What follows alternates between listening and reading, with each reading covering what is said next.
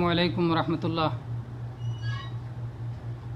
ان الحمد للہ نحمده ونستعینه ونستغفره ونعوذ باللہ من شرور انفسنا ومن سیئات اعمالنا من يهده الله فلا مضل له ومن يضلل فلا هادي له واشهد ان لا اله الا الله وحده لا شريك له واشهد ان محمدا عبده ورسوله اما بعد فان خير الحديث كتاب الله وخير الهدي هدي محمد صلى الله عليه وسلم وشر الأمور محدثاتها وكل محدثة بدعة وكل بدعة ضلالة وكل ضلالة في النار۔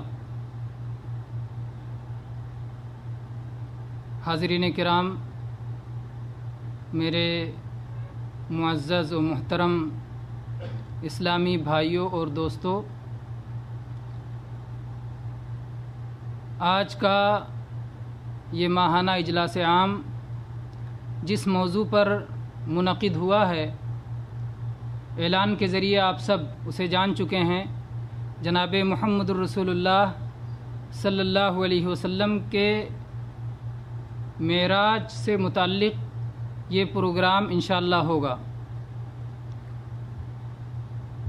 فضیلت الشیخ عطاء الرحمن سعیدی حفظہ اللہ اپنے فرزند حذیفہ کی طبیعت کے ناساز ہونے کی بنا پر حاضر نہیں ہو سکے، جس کا ہمیں دکھ ہے۔ اللہ تبارک و تعالیٰ ان کو اور ان کے بیٹے کو صحت و عافیت نصیب فرمائے، آمین۔ اور ہم سب کو اللہ تبارک و تعالیٰ صحت و عافیت سے رکھے، اور ہر شر سے، ہر آفت سے، ہر مصیبت سے اللہ تبارک و تعالیٰ ہم سب کو اپنے حفظ و امان میں رکھے۔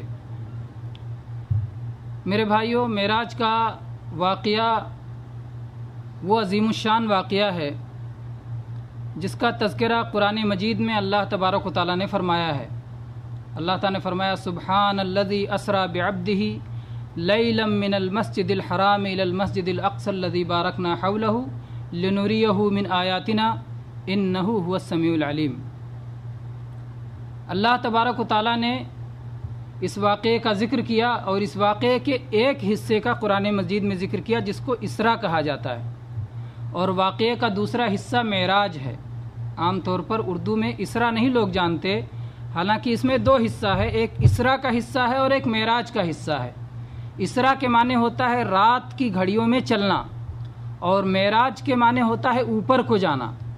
تو جو مسجد حرام سے مسجد اقصی تک نبی کریم صلی اللہ علیہ وسلم کا سفر تھا وہ اسراء ہے، اور مسجد اقصی سے جو 7 آسمانوں کا سفر ہے وہ معراج کا سفر ہے۔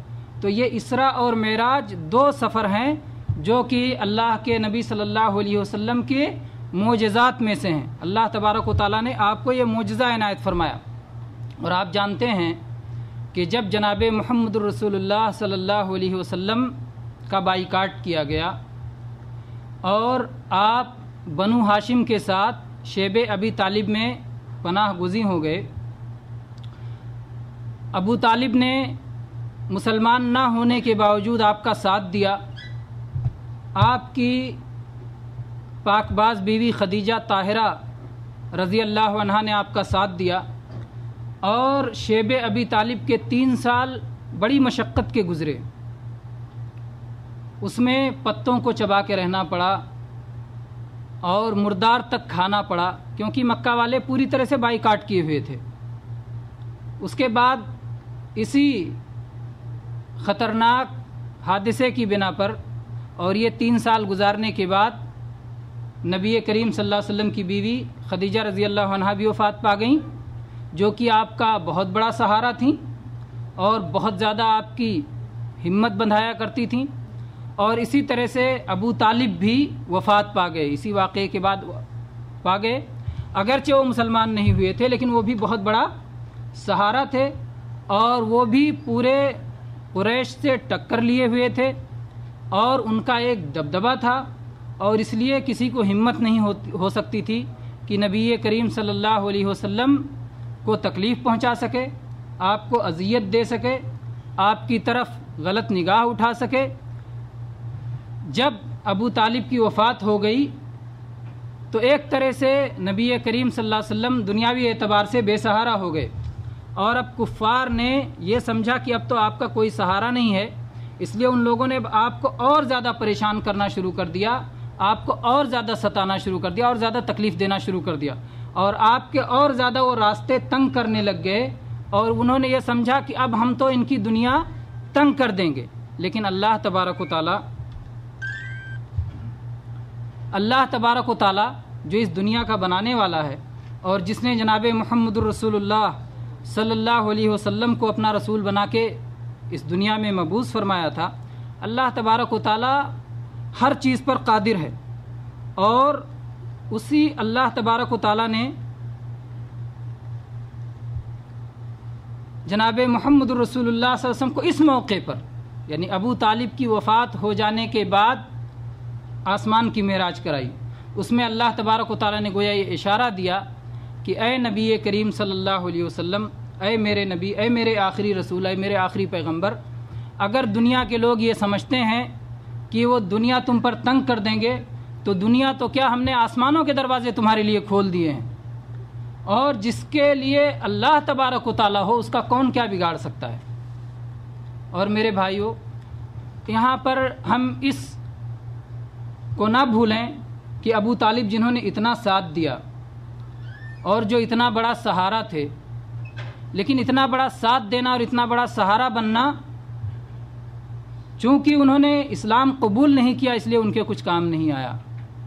چنانچہ نبی کریم صلی اللہ علیہ وسلم کے چچا عباس رضی اللہ عنہ نے ایک بار اللہ کے نبی سے سوال کیا کہ اے اللہ کے نبی، آپ نے اپنے چچا ابو طالب کو کیا فائدہ پہنچایا، کیا فائدہ پہنچایا؟ وہ کان یحوطک وکان یغضب لک، وہ آپ کی حفاظت کیا کرتے تھے، وہ آپ کے لیے غصہ ہوا کرتے تھے، کیا فائدہ آپ نے پہنچایا؟ اللہ کے نبی صلی اللہ علیہ وسلم نے فرمایا لولا انا لکان فی الدرک الاسفل من النار، اگر میں نہ ہوتا تو وہ جہنم کے سب سے نچلے طبقے میں ہوتے، سب سے نچلے گڑھے میں ہوتے، لیکن میری وجہ سے فی ضحضاح من النار، جہنم کے چھچلے مقام پہ ہیں، ان کو ہلکا عذاب دیا جا رہا ہے، ہلکا عذاب دیا جا رہا ہے نبی صلی اللہ علیہ وسلم کی مدد کی وجہ سے۔ یعنی عذاب میں تو کمی ہوئی، لیکن جہنم سے چھٹکارا ملنا یہ توحید ہی کی وجہ سے ہوگا، ایمان ہی کی وجہ سے ہوگا، ایمان اور توحید کے بغیر نہیں ہو سکتا ہے۔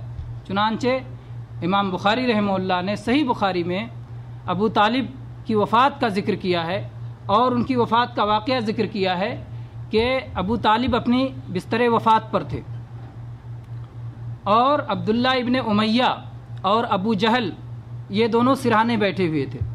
اللہ کے نبی کریم صلی اللہ علیہ وسلم پہنچے اور آپ نے کہا کہ اے ابو طالب، قل لا الہ الا اللہ کلمۃ احاج لک بہا عند اللہ، آپ لا الہ الا اللہ پڑھ لیجئے، یہ وہ کلمہ ہے جس کو میں اللہ کے پاس حجت بناؤں گا۔ آپ لا الہ الا اللہ پڑھ لیجئے، اس کو میں اللہ کے پاس حجت بناؤں گا۔ آپ اس میں غور کریں کہ اللہ کے نبی نے یہ نہیں کہا کہ آپ لا الہ الا اللہ پڑھ لیجئے جنت ہی میں جائیں گے، لا الہ الا اللہ پڑھنے سے جنت میں جائیں گے، میں حجت بناؤں گا۔ وہ حجت اللہ قبول بھی کرے نہ کرے، اللہ چاہے گا قبول کرے گا، اللہ چاہے گا نہیں قبول کرے گا، کیونکہ بستر مرگ پہ ہیں اور سانس اکھڑنے والی ہے، اس وقت کا کلمہ پڑھنا کیا کام آئے گا؟ پہلے سے کلمہ پڑھنا چاہیے۔ لیکن پھر بھی اللہ کے نبی صلی اللہ علیہ وسلم نے فرمایا کہ آپ ایک کلمہ پڑھ لیجئے، میں اللہ کے پاس حجت بناؤں گا۔ دو شیطان بیٹھے ہوئے تھے، عبداللہ بن امیہ اور ابو جہل، ان لوگوں نے کہا اپنے دادا کا دین چھوڑ رہے ہو، اپنے دادا کا دین چھوڑ رہے ہو۔ آخر میں جس بات پر ان کی وفات ہوئی، علی ملت عبد المطلب، میں عبد المطلب کے دین پہ مرتا ہوں۔ اللہ کے نبی صلی اللہ علیہ وسلم نے فرمایا واللہ لا استغفرن لک ما لم انہ عنک، میں آپ کے لیے بخشش کی دعا کرتا رہوں گا جب تک مجھے روک نہ دیا جائے۔ اور چنانچہ اللہ تبارک و تعالی نے روک دیا۔ قرآن پاک میں اللہ نے آیت نازل فرمائی، اللہ تعالی نے فرمایا ما کان للنبی والذین آمنوا ان یستغفروا للمشرکین ولو کانوا اولی قربى من بعد ما تبین لهم انہم اصحاب الجحیم۔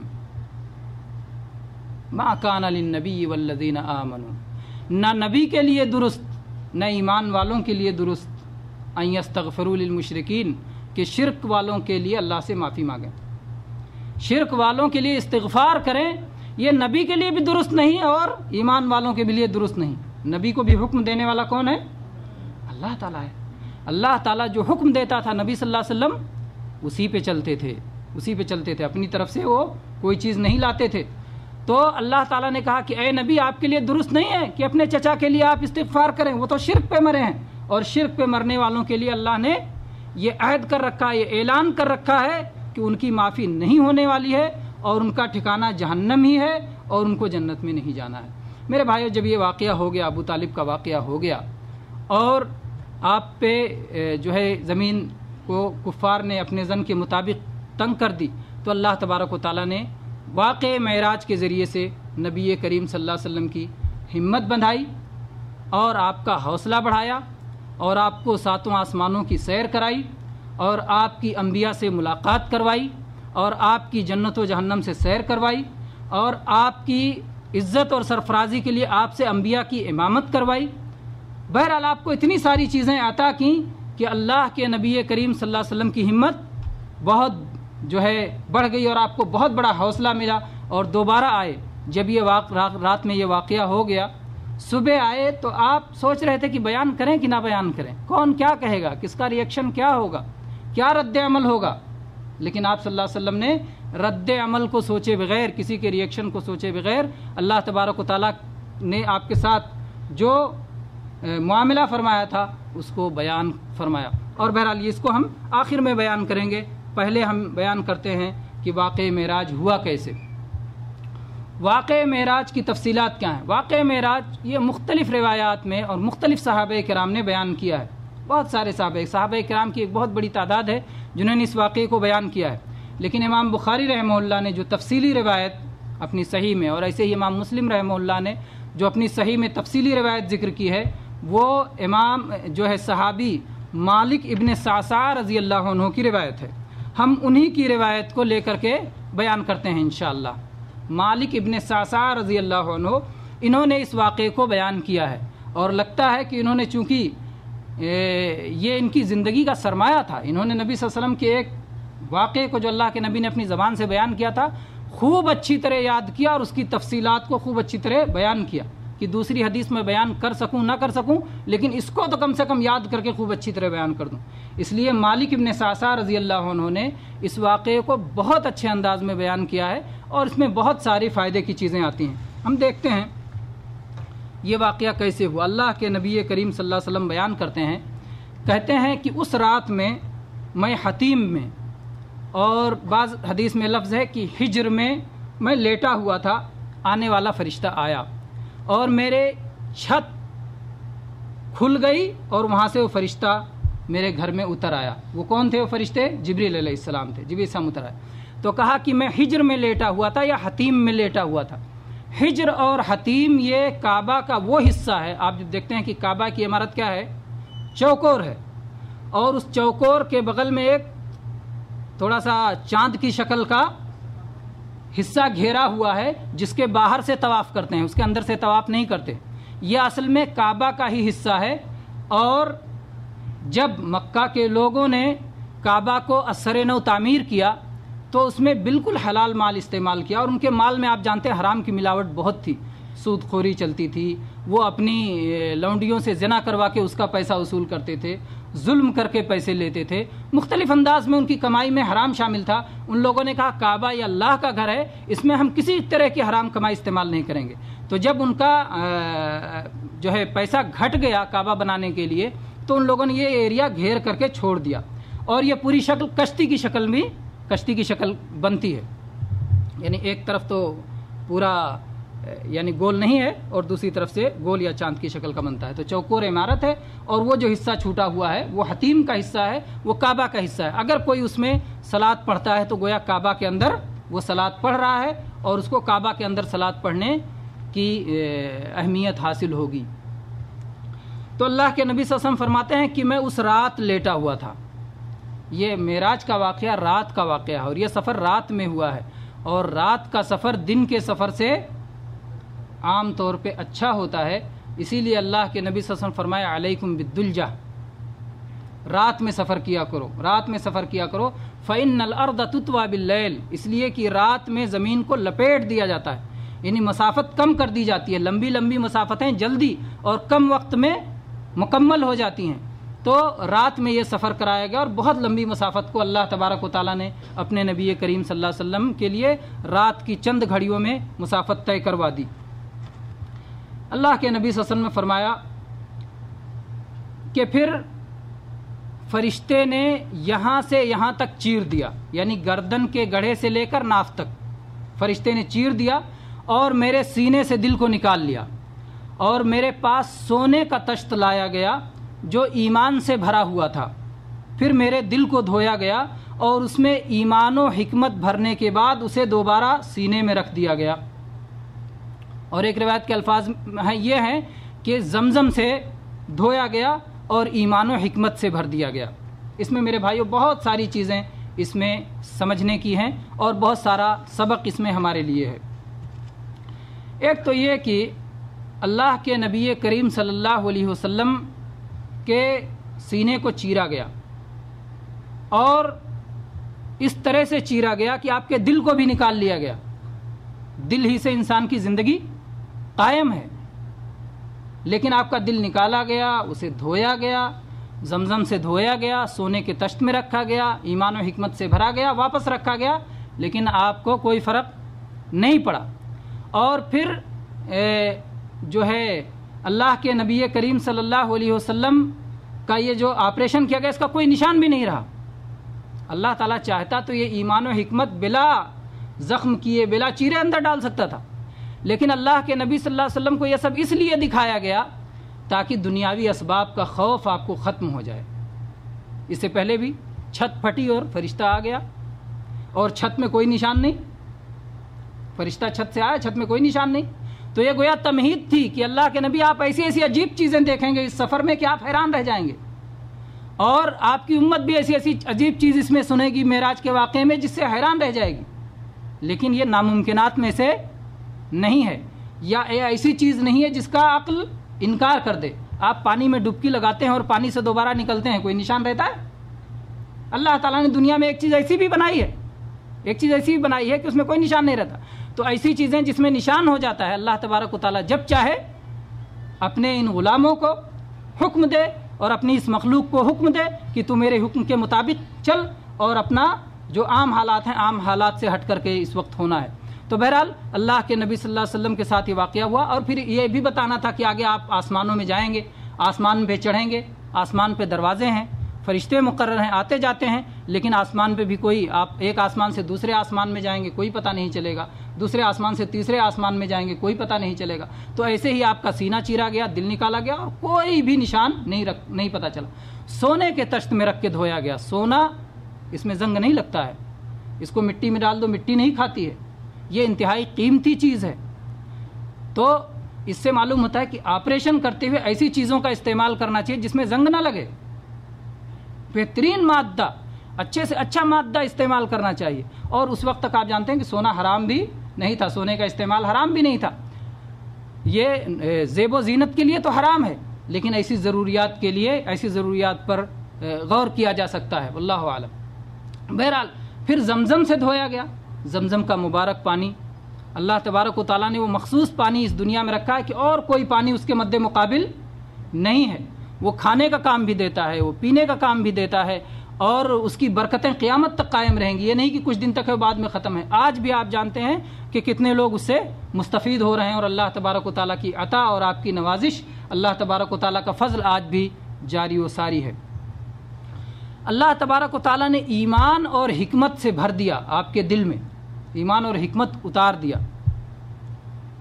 یہ تو معنوی چیز ہے، ایک چیز کو دوسری چیز میں رکھنے میں عام طور پر آدمی سوچتا ہے کہ ایسی چیز ہو جو معنوی نہ ہو، ظاہری ہو، جس کو ہم چھو سکیں، جس میں ہم موٹاپا اور جو ہے جسم محسوس کر سکیں۔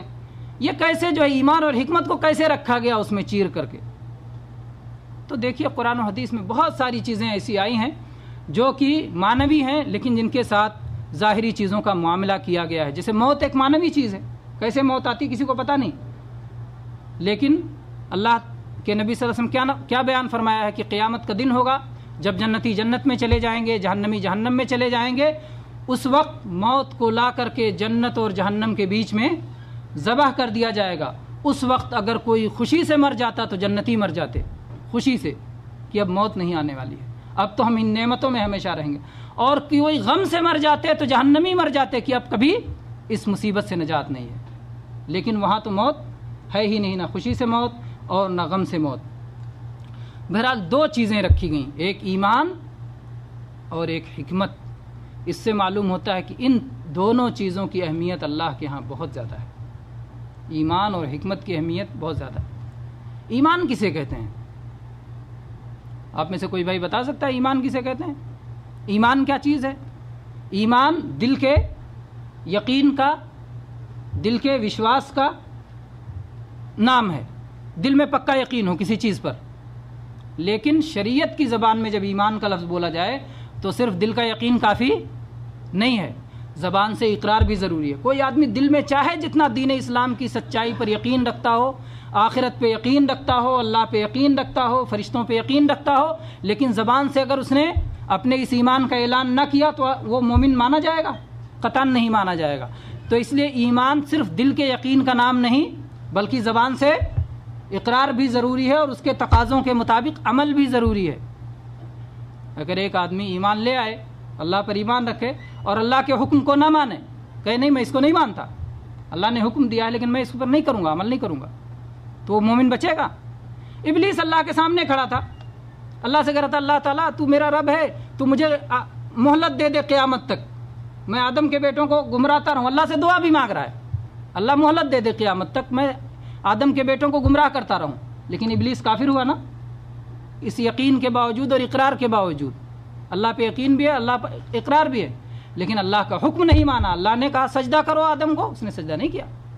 تو گویا ایمان تین چیزوں کا نام ہے، تینوں چیزوں سے مل کے ایمان بنتا ہے، دل کا یقین، زبان کا اقرار اور اللہ کے حکموں پر عمل۔ یہ تینوں چیزیں جب ہوں تب ایمان بنتا ہے، اور یہ ایمان جناب محمد الرسول اللہ صلی اللہ علیہ وسلم کے دل میں رکھا گیا۔ آج بہت سارے لوگ گھومنے کے لیے نکلتے ہیں، پوچھو کس لیے گھومنے نکلے ہو؟ ایک کمپنی سے دوسری کمپنی میں جاتے ہیں، دوسری کمپنی سے تیسری کمپنی میں گھومنے کے لیے نکلتے ہیں، ان سے پوچھا جائے کس لیے تو بولتے ہیں ایمان بنانے جا رہے ہیں۔ ان سے پوچھا بھائی ایمان کس کو کہتے ہیں؟ نہیں بتا پاتے۔ کیا چیز بنانے جا رہے ہو جس کا پتہ ہی نہیں آپ کو؟ جب پتہ ہی نہیں تو بناؤ گے کیا؟ تو پہلے ایمان سیکھو، اور ایمان سیکھو گے کہاں سے؟ علماء کے پاس جا کر کے۔ تو اہل علم کے پاس جا کر کے علم سیکھنا ہے میرے بھائیوں، بہت اہم ہے، بہت اہم ہے علم۔ اور اسی لیے بہت سارے لوگ ایمان کی تعبیر علم سے بھی کرتے ہیں۔ آپ جانتے ہیں سورہ عصر کی جب تفسیر کی جاتی ہے کہ چار چیزوں سے اللہ تبارک و تعالیٰ آپ کو گھاٹے سے نجات دے گا، الا الذین آمنوا وعملوا الصالحات وتواصوا بالحق وتواصوا بالصبر۔ تو کہتے ہیں الا الذین آمنوا، پہلی چیز ایمان، اور وہ ساری علمی چیزیں ہیں، اس لیے علم، وعملوا الصالحات اس کے بعد عمل، اور اس کے بعد دعوت، اس کے بعد صبر۔ تو کہتے ہیں علم، عمل، دعوت، صبر۔ تو ایمان کی تعبیر کس سے کرتے ہیں؟ علم سے کرتے ہیں، علم سے کرتے ہیں۔ اس لیے علم بہت اہم ہے، بہت ضروری ہے، اور علم قول اور عمل سے پہلے علم کی ضرورت ہے۔ تو اور علم ظاہر بات ہے وارثین انبیاء سے ملے گا، علم نبیوں سے ملے گا، اور نبیوں کے وارث سے علماء سے ملے گا، العلماء ورثۃ الانبیاء۔ تو وہاں سے علم لینا ہے۔ تو اللہ کے نبی کریم صلی اللہ علیہ وسلم کے سینے میں ایمان اور حکمت بھر دیا گیا، ایمان رکھ دیا گیا اور حکمت رکھ دیا گیا۔ یہ حکمت کیا چیز ہے؟ حکمت بڑی اہم چیز ہے۔ اللہ تبارک تعالیٰ نے فرمایا وَمَن يُؤْتَ الْحِكْمَةَ فَقَدْ أُوتِيَ خَيْرًا كَثِيرًا، جسے حکمت دے دیا گیا اسے خیر کثیر دے دیا گیا، بہت بڑی بھلائی سے نواز دیا گیا۔ تو یہ حکمت، یہ علم اور عمل میں جو ہے عقل اور عدل، علم کے ذریعے عقل آتی ہے اور صحیح عمل ہو تو عدل آتا ہے۔ تو عقل اور عدل یہ دونوں چیزیں جب پائی جائیں تو حکمت ہوتی ہے، یعنی ہر چیز کو اس کا حق دو، جو چیز جس کے لائق ہو، جو چیز جس کی مستحق ہو وہ چیز اسے دینا، یہ عدل کہلاتا ہے۔ تو یہ جب علم و عدل ہوتا ہے وہ حکمت ہوتی ہے، اور حکمت جسے عطا کر دیا جائے اسے خیر کثیر سے نواز دیا گیا۔ تو اللہ تبارک و تعالیٰ کو اللہ تبارک و تعالیٰ نے اپنے نبی کو خیر کثیر عطا کر دیا، اور قرآن پاک میں ایک جگہ اس خیر کثیر کا اللہ نے اعلان بھی کیا ہے۔ جانتے ہیں کہاں اعلان کیا؟ انا اعطیناک الکوثر، اے اللہ کے نبی ہم نے آپ کو خیر کثیر دیا، جس میں سے ایک چیز نہر کوثر بھی ہے، اس خیر کثیر کا حصہ نہر کوثر بھی ہے۔ میرے بھائیوں، تو یہ واقعہ ہوا شق صدر کا یعنی سینہ کے چیرے جانے کا واقعہ ہوا معراج سے پہلے۔ اللہ کے نبی صلی اللہ علیہ وسلم کو آپ کے گھر سے اٹھایا گیا، حتیم میں آپ لیٹے ہوتے، حتیم سے آپ کو اٹھایا گیا رات کے حصے میں، اور لے جا کر کے آپ کے سینے کو چیرا گیا اور آپ کے دل میں ایمان و حکمت کو رکھا گیا۔ شق صدر کا واقعہ نبی صلی اللہ علیہ وسلم کی زندگی میں کئی بار ہوا ہے، غالباً 3 بار جیسا کہ علماء نے ذکر کیا ہے۔ ایک تو بچپن میں جب آپ دائی حلیمہ کے یہاں دودھ پی رہے تھے، ایک دن آپ اپنے بھائی کے ساتھ بکریاں چرا رہے تھے کہ حلیمہ کا لڑکا، وہ بھائی آپ کا، دوڑا دوڑا حلیمہ رضی اللہ عنہا کے پاس آیا اور اس نے کہا، حلیمہ رضی اللہ عنہا کا ایمان اہل علم نے ذکر کیا کہ وہ ایمان لائی تھی۔ حلیمہ رضی اللہ عنہا کے پاس آیا اور اس کا رنگ اڑا ہوا تھا، کہا میرے بھائی کو 2 سفید پوشوں نے پکڑ کے پٹکا ہوا ہے۔ حلیمہ رضی اللہ عنہا دوڑتے دوڑتے پہنچی تو دیکھا کہ اللہ کے نبی صلی اللہ علیہ وسلم کھڑے ہیں اور آپ کے چہرے کی رنگت بھی اتری ہوئی ہے۔ پوچھا کیا ہوا؟ کہا کہ وہ 2 سفید پوش آئے تھے، انہوں نے مجھے پٹکا، میرے سینے کو چیرا، کچھ اس میں سے کالا لتھڑا تھا اس کو نکال کے پھینک دیا اور اس کے بعد وہ لوگ چلے گئے۔ دیکھا تو کہیں کوئی نشان نہیں تھا، تو ان کو آسیب کا ڈر لگا، کہیں کوئی آسیب نہ ہو، کہیں کوئی شیطانی چیز نہ ہو، اس لیے نبی صلی اللہ علیہ وسلم کو لے جا کر کے ان کی ماں آمنہ کے پاس پہنچا دی کہ اپنے بیٹے کو آپ رکھیے۔ تو کہا کیا بات ہے، پہلے تو ضد کر کے لے جاتی تھیں، 2.5 سال جو 2 سال جو دودھ پینے کی مدت ہوتی اس میں لا کے واپس کر دیتے تھے 2 سال میں، اور اس کے بعد میں انہوں نے ضد کیا کہ نہیں بچے کو ہمارے پاس رکھو، بچے کو ہمارے پاس رکھو، تو پہلے تو ضد کر کے لے گئیں اور اب یہ حالت ہے کہ آپ کہہ رہے ہو کہ نہیں اب بچے کو رکھ لو۔ تو پھر انہوں نے یہ واقعہ سنایا تو کہا کہ نہیں ہو سکتا، میرے بیٹے کے ساتھ کوئی آسیبی معاملہ نہیں ہو سکتا ہے، یہ ضرور اللہ کے فضل کا کوئی حصہ ہے جو کہ اللہ تعالیٰ نے اس بچے کو دیا ہے، جیسا کہ اس سے پہلے بہت سارا فضل اس کے ساتھ رہا ہے۔ تو بہرحال اس وقت جو آپ کے اندر انسانی خواہشات کا سیاہ لوتھڑا تھا وہ نکال کے پھینک دیا گیا تاکہ آپ کا بچپن اور پھر اس کے بعد آپ کی نشو و نما ایسے حالات میں ہو کہ اس میں یہ آلودگیاں اور یہ گندگیاں نہ رہیں۔ چنانچہ آپ جانتے ہیں کہ نبی کریم صلی اللہ علیہ وسلم برائی کی خواہش نہیں کرتے تھے، اور ایک آدھ بار آپ نے کیا تو اللہ تبارک و تعالیٰ نے اس کو پورا نہیں ہونے دیا، اللہ نے آپ کی حفاظت فرمائی۔ تو بہرحال بچپن سے آپ کی نشو و نما بہت اچھے حالات میں ہوئی۔ اس کے بعد میں جب آپ کو نبی بنایا جانے لگا اس موقع پر پھر ایک بار شق صدر کا واقعہ ہوا تاکہ نبوت کی جو امانت آپ کے سینے میں آئے گی، اللہ تبارک و تعالیٰ کی جو وحی نازل ہوگی اس کے لیے آپ کے سینے کو متحمل بنا دیا جائے۔ اور تیسری بار جب آپ کو آسمان کا سفر کرانا تھا اور اللہ تبارک و تعالیٰ سے ملاقات کرنی تھی، اس مرتبہ شق صدر کا واقعہ ہوا۔ اور 3 مرتبہ جب کوئی چیز ہوتی ہے تو وہ کامل و مکمل ہو جاتی ہے، جیسے کہ وضو میں جب بندہ 3 بار ہاتھ دھو لیتا ہے، 3 بار منہ دھو لیتا ہے، اپنے اعضاء کو 3 بار دھو لیتا ہے تو ایک کامل و مکمل ہو جاتا ہے، پھر چوتھی بار کی ضرورت نہیں رہ جاتی، بلکہ چوتھی بار دھونے سے روکا گیا۔ وضو کے اعضاء کو کہا گیا چوتھی بار جس نے دھویا اس نے ظلم کیا، 3 بار کافی ہے اور مکمل ہے اور اسباغ ہے۔ بہرحال اللہ کے نبی صلی اللہ علیہ وسلم فرماتے ہیں جب یہ ہو گیا تو میرے پاس ایک سواری لائی گئی، براق۔ وہ سواری گھوڑے سے کچھ چھوٹی تھی، گھوڑے سے چھوٹی تھی یا خچر سے چھوٹی تھی؟ خچر سے چھوٹی تھی اور گدھے سے بڑی تھی۔ دون البغل و فوق الحمار، خچر سے چھوٹی اور گدھے سے بڑی۔ عرب کے لوگ عام طور پر گدھوں کی سواری کو کیا کرتے تھے اور اس کو معیوب نہیں سمجھتے تھے۔ امن کی حالت میں گدھا بہت سست رفتار جانور ہے اور خچر بھی سست رفتار ہے، یہ سست رفتار جانور ہیں، عام حالات میں انہی کی وہ سواری کرتے تھے اور اس کو امن کی حالت سمجھا جاتا تھا۔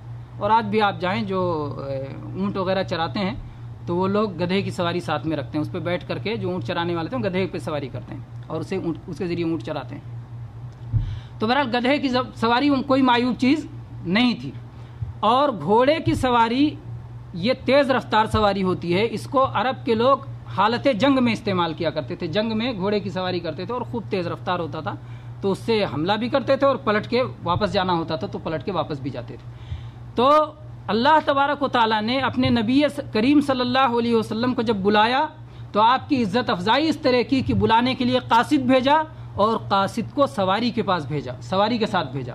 آپ جب کسی کو بلاتے ہیں اور وہ آپ کا عزت والا مہمان ہوتا ہے تو آپ قاصد بھی بھیجتے ہیں، سواری بھی بھیجتے ہیں، یہ نہیں کہتے ہیں آپ چلے آنا۔ آپ کو کوئی خاص رشتہ دار، اس وقت شادیوں کا موسم ہے، خاص طور سے ہمارے ہندوستان میں آپ جانتے ہوں گے کہ کیسے لوگ جو ہے جب دعوت دیتے ہیں کہیں گے کہ جو ہے لڑکے کی پھوپھی کو بلانا ہے تو کہیں گے لڑکے کو کہیں گے تو جاؤ اور سواری بھی ساتھ میں لے جاؤ, سواری پہ سوار کر کے لانا ہے نا. پھوپھی بھائی کی بہن ہے, قریبی رشتہ دار ہے.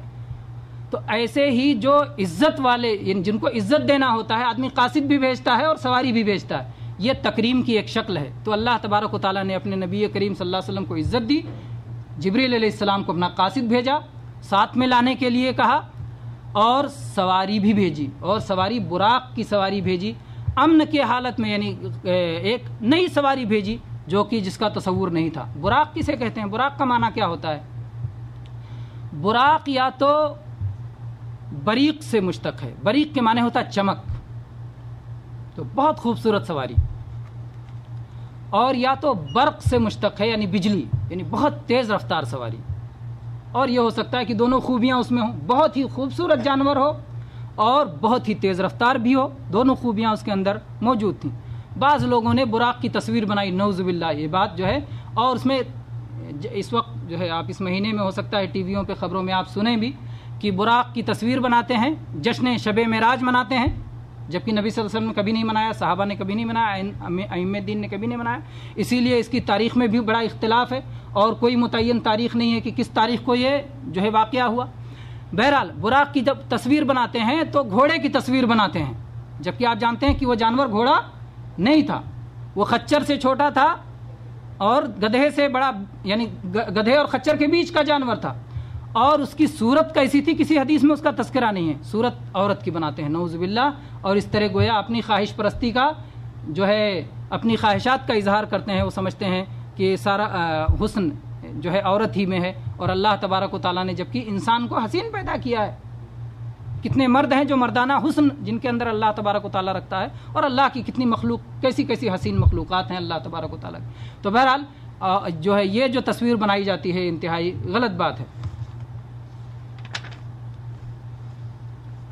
تو یہ براق نامی جانور اللہ تبارک و تعالیٰ نے بھیجا جبریل علیہ السلام کے ساتھ, اور پھر اللہ کے نبی کریم صلی اللہ علیہ وسلم اس پر سوار ہوئے. اس کو زین سے کسا گیا تھا, لگام لگایا گیا تھا. جب اللہ کے نبی صلی اللہ علیہ وسلم اس پر بیٹھنے لگے تو وہ بیٹھنا دشوار کرنے لگا, ہلنے لگا. بعض نے اس کی تعبیر کی کہ مچلنے لگا, ہمارے خوشی کے مچلنے لگا, اور اس حرکت کی وجہ سے بیٹھنا دشوار ہونے لگا. تو جبریل علیہ السلام نے کہا کہ اے براق, آج تک تجھ پر نبی کریم صلی اللہ علیہ وسلم سے معزز شخص کوئی نہیں بیٹھا. تو اس کے بعد وہ پرسکون ہو گیا. جیسے کہ ایک بار جناب محمد رسول اللہ صلی اللہ علیہ وسلم بہت پہاڑ پر چڑھے, آپ کے ساتھ میں آپ کے دونوں وزیر ابو بکر رضی اللہ عنہ, عمر رضی اللہ عنہ, اور آپ کے معزز داماد عثمان رضی اللہ عنہ موجود تھے. احد ہلنے لگا تو اللہ کے نبی صلی اللہ علیہ وسلم نے فرمایا کہ احد ٹھہر جا, تیرے اوپر ایک صدیق ہے, ایک نبی ہے, ایک صدیق ہے, اور دو شہید ہیں. چنانچہ احد کا ہلنا رک گیا. تو بہرحال میرے بھائیو, اللہ کے نبی کریم صلی اللہ علیہ وسلم اس سواری پر سوار ہوئے, اور اس سواری کو اس وقت پسینہ چھوٹنے لگا, اور اس کے بعد یہ سواری آگے بڑھی. یہ اس قدر تیز رفتار سواری تھی, اللہ کے نبی صلی اللہ علیہ وسلم بتاتے ہیں کہ جہاں تک نگاہ پہنچتی ہے وہاں تک وہ اپنا قدم رکھتا تھا. تو آپ سوچ سکتے ہیں کہ کتنے کم وقت میں اس نے مکہ سے اور کہاں تک کا سفر, زمین کا بیت المقدس تک, فلسطین تک کا سفر کتنے چند سیکنڈ میں اس نے طے کر لیا. اسی لیے تو عرب کے لوگوں کو بہت تعجب تھا کہ کیسے رات کی چند گھڑیوں میں انہوں نے یہ سفر کر لیا, جبکہ ہم لوگ مہینہ لگا دیتے ہیں.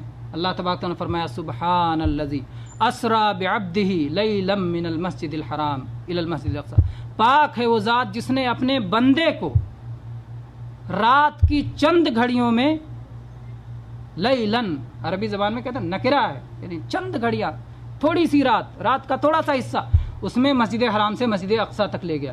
اللہ نے تسبیح کے ذریعے, جب کوئی تعجب والی چیز ہوتی ہے تو آدمی کہتا ہے سبحان اللہ, ہے نا, تو تسبیح سے, یہ عرب کا محاورہ ہے, تعجب پہ تسبیح کرتے ہیں. تو اللہ نے بھی سبحانہ سے شروع کیا کہ اللہ پاک ہے, تسبیح ہے اللہ کی. اتنا عجیب واقعہ ہوا کہ رات کی چند گھڑیوں میں اللہ تعالیٰ مسجد حرام سے مسجد اقصی تک لے گیا. اور تعجب خیز واقعہ اس لیے بھی ہے کہ اللہ کے نبی صلی اللہ علیہ وسلم نے کوئی خواب نہیں دیکھا تھا.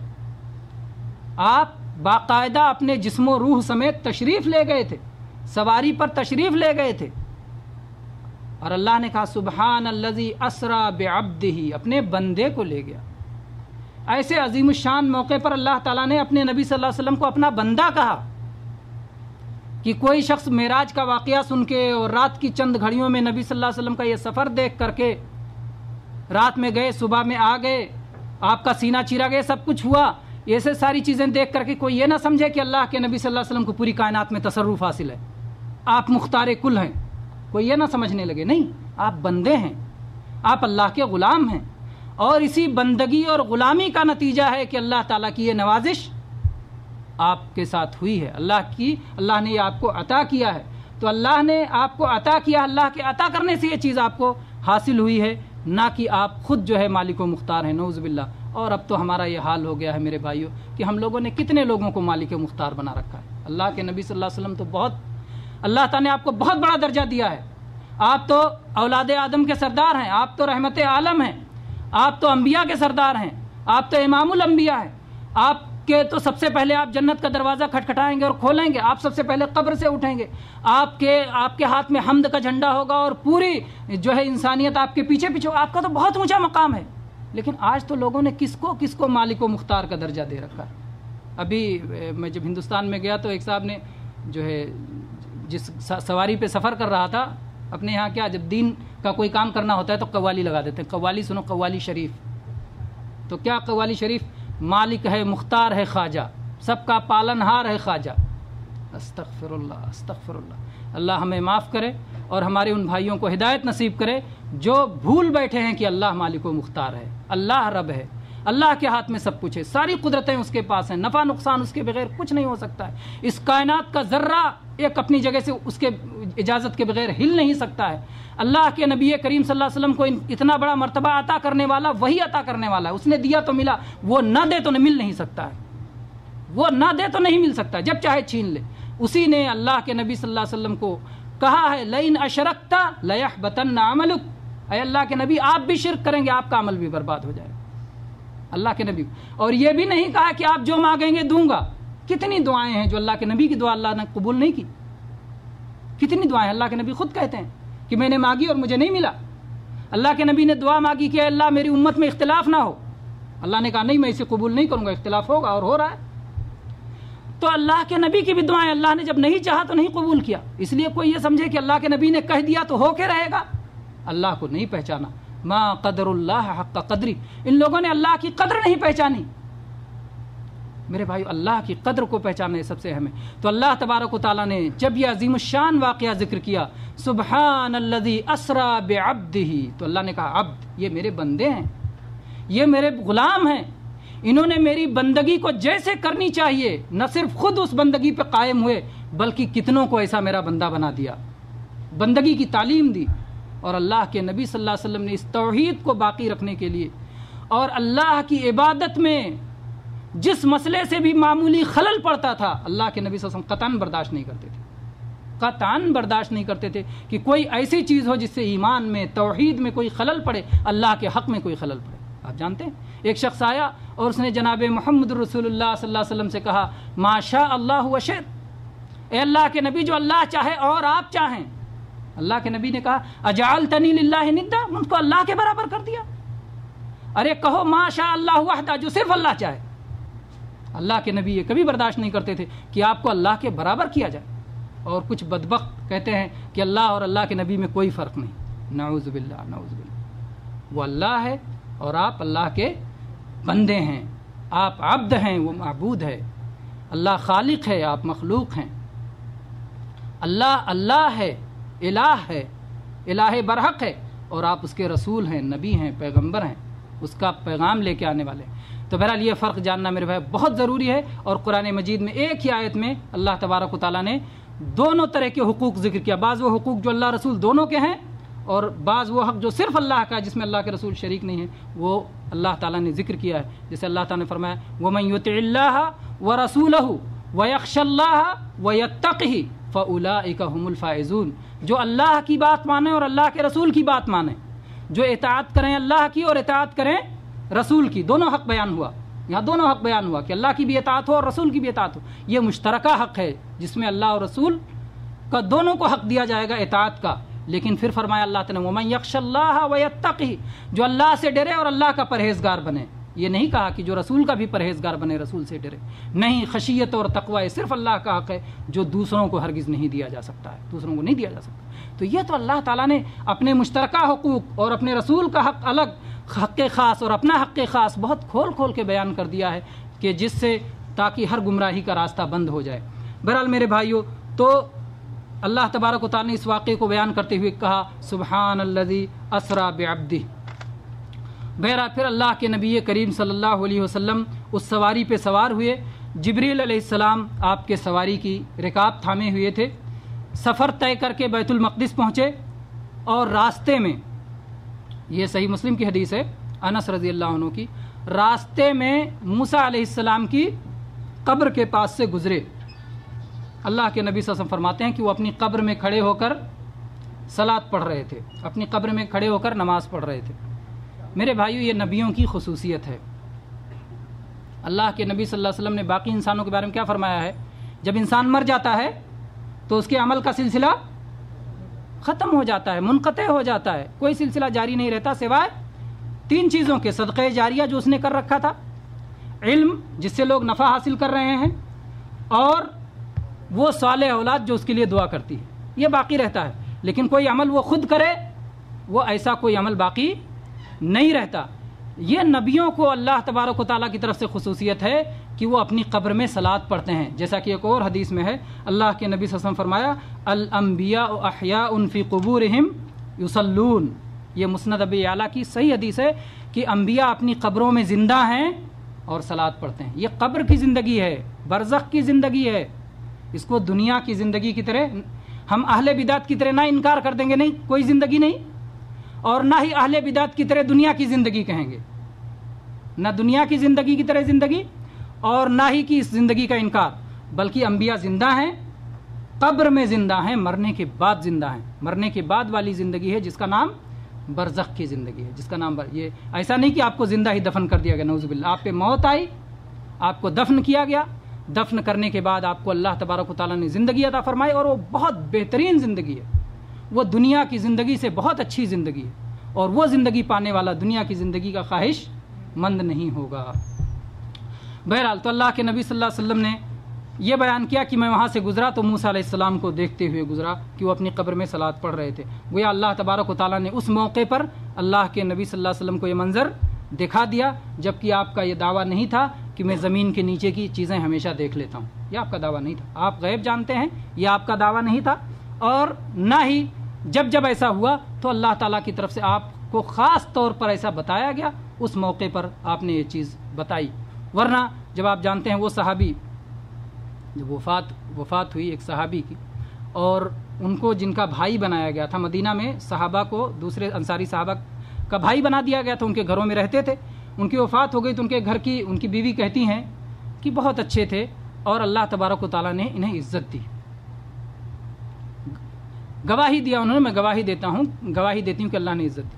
اللہ کے نبی صلی اللہ علیہ وسلم نے فرمایا وما یدریکی ان اللہ اکرمہ.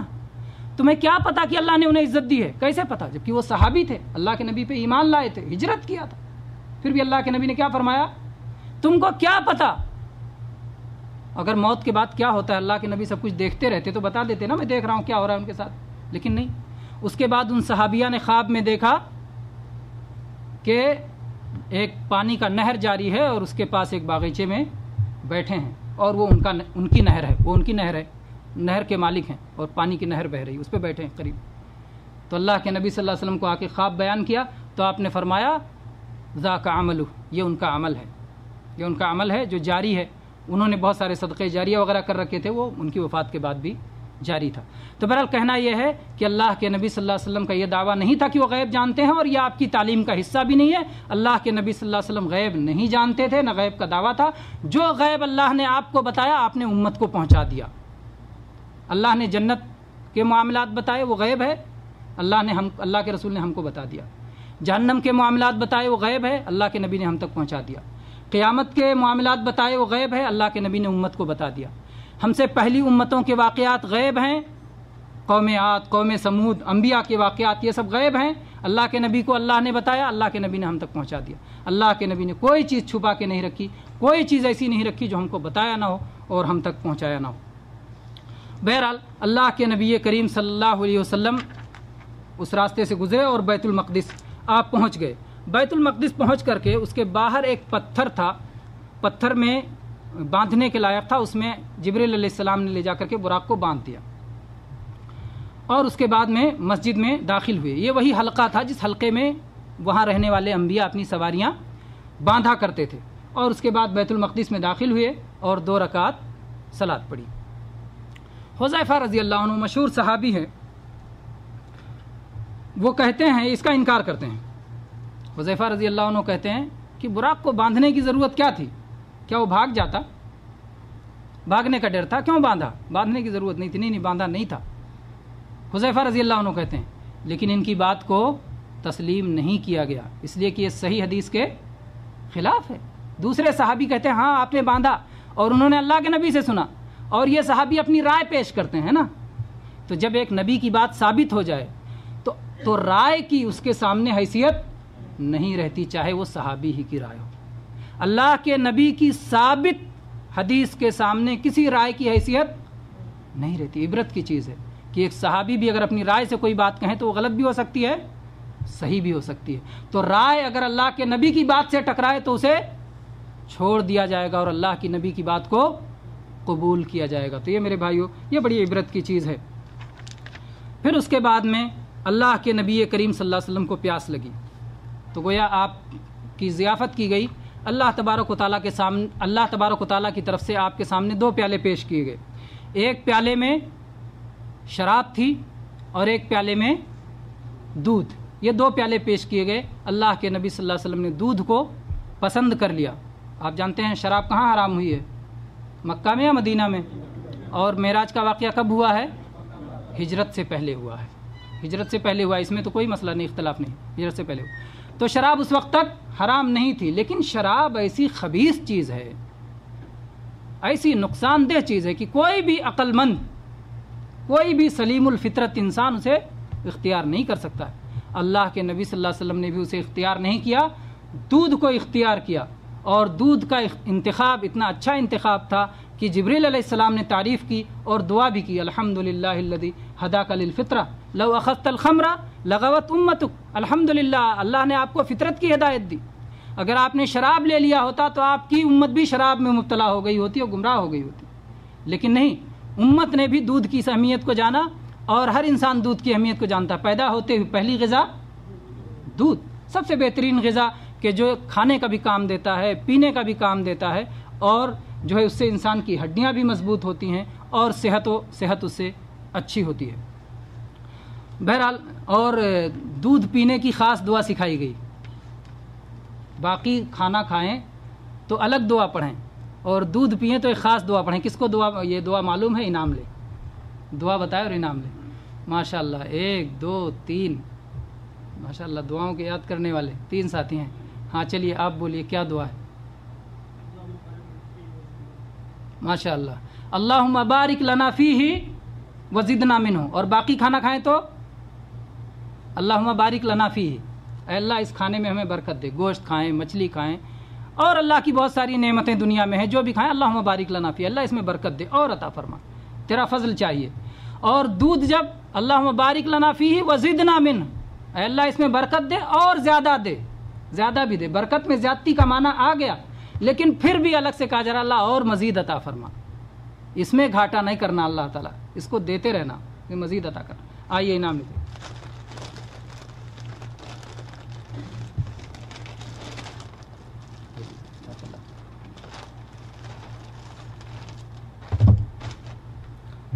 تو بہرحال دودھ کی دعا یہ نکل گئی کہ اللہ کے نبی کریم صلی اللہ علیہ وسلم نے دودھ کو اختیار فرمایا. اس کے بعد میں معراج کا واقعہ بڑا لمبا ہے اور تیزی سے چلتے ہیں آگے. اس کے بعد میں اللہ کے نبی کریم صلی اللہ علیہ وسلم کو لے کر جبریل علیہ السلام اوپر چڑھے. پہلے آسمان پہ پہنچے، دروازہ کھٹکھٹایا. اوپر سے پوچھا گیا کون ہے؟ کہا جبریل ہوں. کہا آپ کے ساتھ میں کون ہے؟ کہا محمد صلی اللہ علیہ وسلم ہے. کہا ان کو بلایا گیا ہے؟ کہا جی ہاں بلایا گیا ہے۔ فرشتے نے دروازہ کھولا اور اس کے بعد اندر چلے گئے۔ یہاں پر دروازہ کھٹکھٹایا گیا، اس کا مطلب آسمان میں دروازے ہیں۔ بہت سارے لوگ کہتے ہیں جہاں آپ کی نگاہ رک جاتی ہے وہ آسمان ہے، آسمان کوئی چیز نہیں، یہ غلط بات ہے۔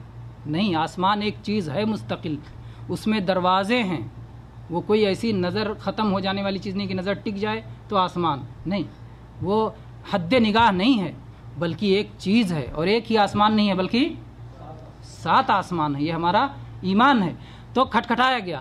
ایسے میرے بھائیوں اس سے ایک اہم سبق ملتا ہے کہ ہمیں کسی کے گھر میں جاتے ہوئے اذن لینا چاہیے۔ دروازہ بند ہے تو دروازہ کھٹکھٹا کر کے کہیں میں اندر آ سکتا ہوں، السلام علیکم، میں اندر آ سکتا ہوں۔ اگر آپ کو اندر سے اجازت ملے ہاں آ جائیے تو آ جائیے، اور اگر آپ سے پوچھا جائے کہ آپ کون ہیں تو آپ نام لے کے بتائیں، جیسے جبریل علیہ السلام نے کہا میں جبریل ہوں، ایسے آپ نام لے کے بتائیں میں عبدالہادی ہوں، میں عبداللہ ہوں، میں عبد الرحمن ہوں، نام لے کے بتائیں، یہ نہ کہ میں ہوں۔ ایک بار ایک صحابی نے دروازہ کھٹکھٹایا، اللہ کے نبی نے پوچھا کون؟ کہا میں ہوں۔ اللہ کے نبی نے کہا میں کیا میں؟ یعنی کوئی ضروری نہیں کہ آپ کی آواز پہچان لی جائے۔ اور یہیں سے میرے بھائیوں موبائل کرنے پر بھی ایک ادب سمجھ میں آتا ہے کہ جب آپ موبائل کریں کسی سے نہ پوچھیں آپ مجھے پہچانے، ارے پہلے سے بتا دو نا میں فلاں فون کر رہا ہوں۔ پہچانوانا دروازے پہ بھی آپ پہچانوا سکتے ہیں، میں بول رہا ہوں پہچان لیجئے، ہے نا۔ کبھی کبھار ہنسی دوست میں وہ الگ مسئلہ ہے، لیکن مستقل آپ یہ طریقہ بنا لیں گے لوگوں سے پہچان کروائیں تو یہ ادب کے خلاف ہے۔ ادب کے خلاف ہونا چاہیے کہ میں فلاں بول رہا ہوں۔ بہت سارے لوگ کہتے ہیں پہچانے نہیں، یہ ادب کے خلاف ہے۔ ادب یہ ہے کہ نام بتا دیا جائے کہ میں فلاں بول رہا ہوں یا میں فلاں اجازت لے رہا ہوں جو گھر میں آنا چاہتا ہوں۔ بہرحال تو استئذان کا یہ مسئلہ سمجھ جائے اور اس کی تفصیلات ہیں، تفصیلات سے ہم آگے بڑھتے ہیں۔ پھر اللہ کے نبی صلی اللہ علیہ وسلم، اس فرشتے نے کیا پوچھا؟ آپ کے ساتھ میں کون ہیں؟ بتایا محمد صلی اللہ علیہ وسلم ہے۔ اس نے یہ نہیں پوچھا کہ آپ کے ساتھ بھی کوئی ہے یا آپ اکیلے آ رہے ہیں۔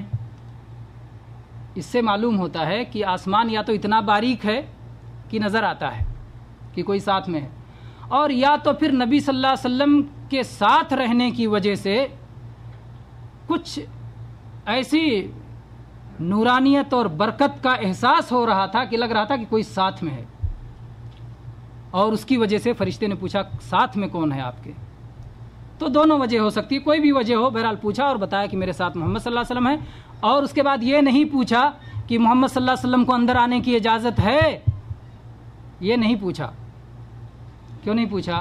اس لیے کہ اللہ تبارک و تعالیٰ کے قاصد ہیں جبریل علیہ السلام، اور جب قاصد ساتھ میں ہو تو چوکیدار کو یہ پوچھنے کی اجازت نہیں ہے۔ جب مالک کا قاصد ساتھ میں ہو تو چوکیدار کو نہیں پوچھنا چاہیے کہ آپ کو تو اجازت ہے، ان کو اجازت ہے کہ نہیں۔ جب قاصد ساتھ میں ہے تو ان کو اجازت ہے، ان کو اجازت ہے۔ تو اس طرح سے اللہ کے نبی کریم صلی اللہ علیہ وسلم داخل ہوئے۔ اس کے بعد میں پہلے آسمان پر جب پہنچے تو فرشتے نے پہلے ہی کہا مرحبا۔ عربی کے الفاظ کیا ہیں وہاں؟ مرحبا، ہم لوگ ترجمہ کر لیتے ہیں خوش آمدید۔ اس سے یہ بھی معلوم ہوتا ہے کہ کوئی آنے والا آپ کے یہاں آئے تو سلام کے بعد مرحبا کہنا سنت ہے نا۔ السلام علیکم، وعلیکم السلام، مرحبا، آئیے، خوش آمدید۔ اس کے بعد میں پھر اللہ کے نبی کریم صلی اللہ علیہ وسلم کہتے ہیں وہاں میرے سامنے آدم علیہ السلام تھے۔ جبریل علیہ السلام نے تعارف کروایا اور کہا یہ آپ کے باپ آدم ہیں، ان سے سلام کیجیے۔ اللہ کے نبی آگے بڑھے اور آپ نے سلام کیا، اور اس کے بعد آدم علیہ السلام نے کہا نیک بیٹے اور نیک نبی کو مرحبا ہو۔ اور اس کے بعد میں پھر جو ہے آدم علیہ السلام کے کچھ دائیں روحیں تھیں، کچھ بائیں روحیں تھیں، اور جب دائیں آپ دیکھتے تھے تو خوش ہو جاتے تھے، ہنس پڑتے تھے، اور بائیں دیکھتے تھے تو غمگین ہو جاتے تھے، رو پڑتے تھے۔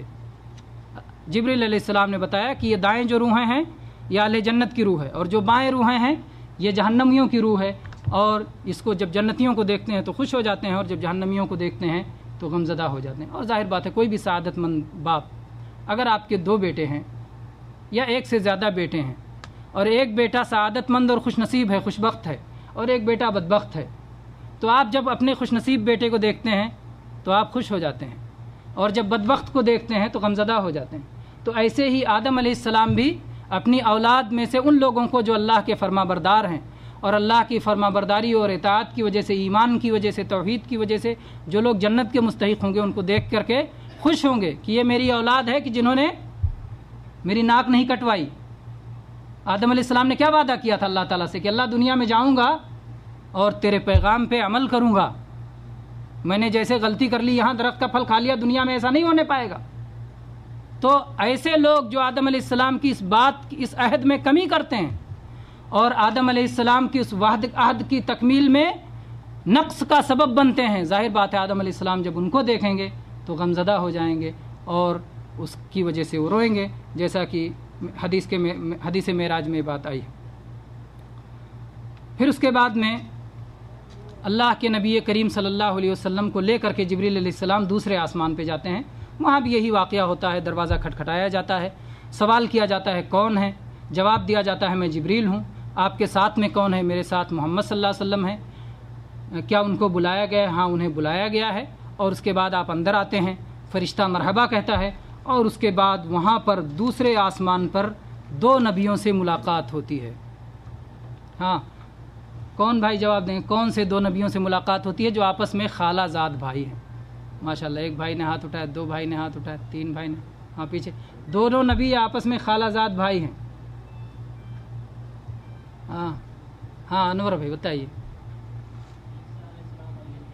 عیسیٰ علیہ السلام اور یحییٰ علیہ السلام، یہ دونوں آپس میں خالہ زاد بھائی ہیں اور ان دونوں سے ملاقات ہوئی. علماء نے بہت ساری آئیے نام لے جائیے.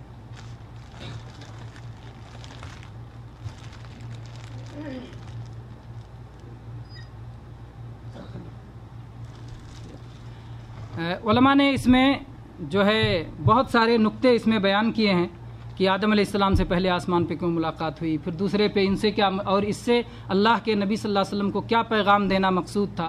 کیونکہ اللہ کے نبی کریم صلی اللہ علیہ وسلم کو جو سفر کرائی گئی، یہ اس میں آپ کو بہت کچھ سکھانا بھی مقصد تھا، بہت کچھ سکھانا بھی مقصد تھا. پہلے آدم علیہ السلام سے ملاقات ہوئی.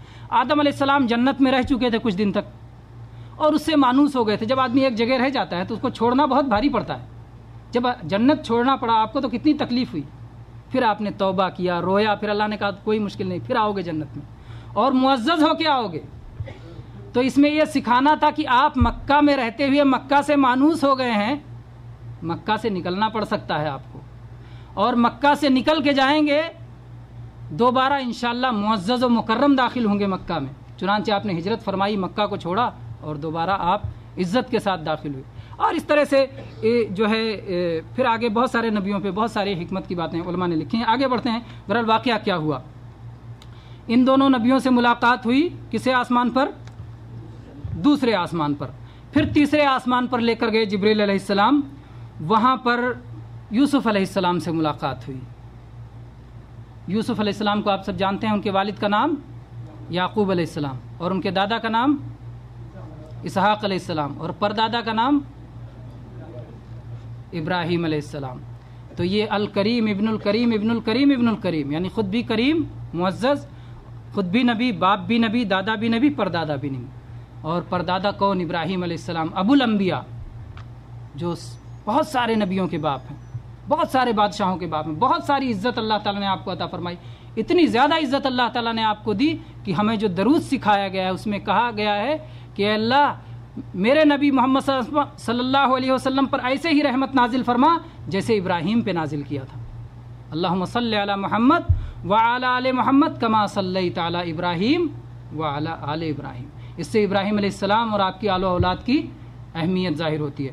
بہرحال یہاں پر ملاقات ہوئی یوسف علیہ السلام سے. اللہ کے نبی صلی اللہ علیہ وسلم آگے بڑھے اور آپ نے سلام کیا اور یوسف علیہ السلام نے کہا نیک بھائی اور نیک نبی کو مرحبا ہو. نیک بھائی اور نیک نبی کو مرحبا. آپ دیکھ رہے ہیں ہر جگہ آدم علیہ السلام سے بھی اللہ کے نبی بڑھ کے سلام کر رہے ہیں، یحییٰ علیہ السلام، عیسیٰ علیہ السلام سے اللہ کے نبی بڑھ کے سلام کر رہے ہیں، یوسف علیہ السلام سے اللہ کے نبی بڑھ کے سلام کر رہے ہیں. جبکہ ان لوگوں سے درجہ اللہ کے نبی کا بڑھ کے ہے درجہ. تو اللہ کے نبی کیوں بڑھ کے سلام کرتے ہیں؟ اس لیے کہ جو آ رہا ہے بھلے ہی درجہ اونچا ہو، آنے والے کو سلام کرنا چاہیے. اگر آپ کسی کے گھر جا رہے ہیں تو آپ کو بڑھ کے سلام کرنا چاہیے، بھلے ہی آپ اس سے زیادہ صاحب فضل و کمال ہوں.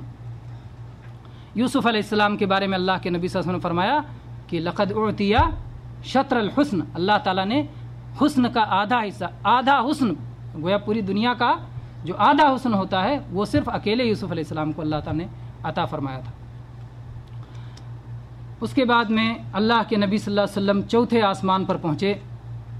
चौथे आसमान पर इदरीस अलैहिस्सलाम से मुलाकात हुई। इदरीस अलैहिस्सलाम के बारे में कुरान पाक में आया है वरफ़अनाहु मकानन अलिया, हमने इनको बुलंद मकाम पे उठा लिया, बुलंद मकाम पे उठा लिया।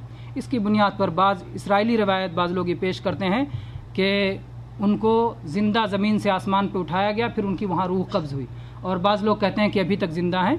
ये बातें जो इसराइली रवायत है, इसराइली रवायात की तस्दीक भी हो सकती है और तकज़ीब भी हो सकती है।